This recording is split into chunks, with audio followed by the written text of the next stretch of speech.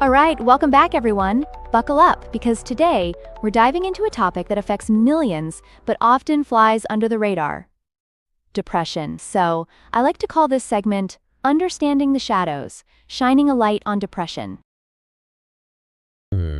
That's such a vivid way to explain it. So how does this fog, actually creep in? I mean, is it just one day you wake up and asterisk, bam, it's there? Great question.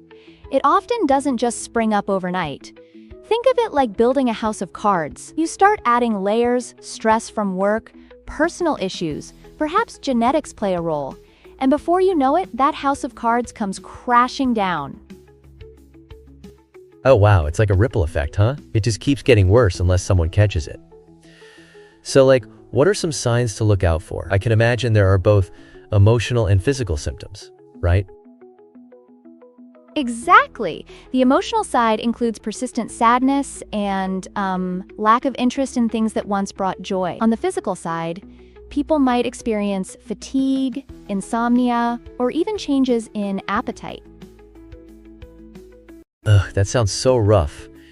Do you think it's possible to know when it's time to seek help? Is there a threshold or something? Absolutely, and that's pivotal. If those feelings persist for more than 2 weeks, and they are impacting your day-to-day, like work or relationships, you should definitely consider seeking help. Right.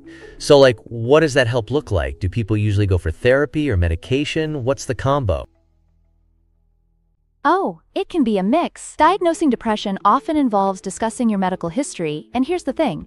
Psychotherapy can be incredibly effective, combined with medications like antidepressants if necessary. So that's like all those great recipes we find online. It's all about balance. I've heard light therapy works for some people too. Is that a thing? Absolutely, especially for seasonal affective disorder. Imagine this.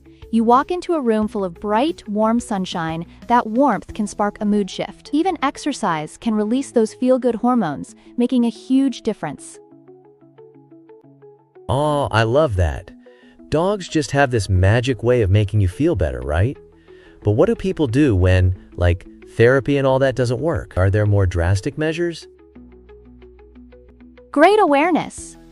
In severe cases where traditional therapies don't cut it, there are options like vagus nerve stimulation or electroconvulsive therapy, but these are usually reserved for treatment-resistant cases, when all else fails.